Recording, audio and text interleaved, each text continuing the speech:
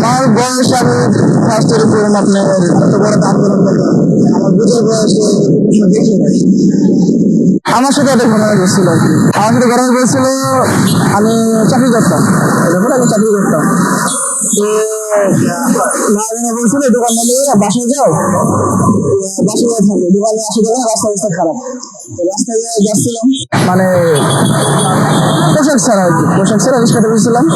তো ওরা আপনি রাউন্ড গ্রুপ ফায়ার করতেছিল রাউন্ড গ্রুপ ফায়ার করতেছিল তো আমি সারা স্কুলে নেমে গেছি স্কুলে নেমে গেছি একটা বলে আমার হাতের উপর বিষয় গেছে দেখেছিলাম এবং দাগ নাই অনেক ক্ষতি হয়েছে হ্যাঁ হাতে এসে গেছে তো আমি সাথে সাথে চলে আসছি তো ওরা আমার জীবনের ঘটনা যে আল্লাহ আমার এত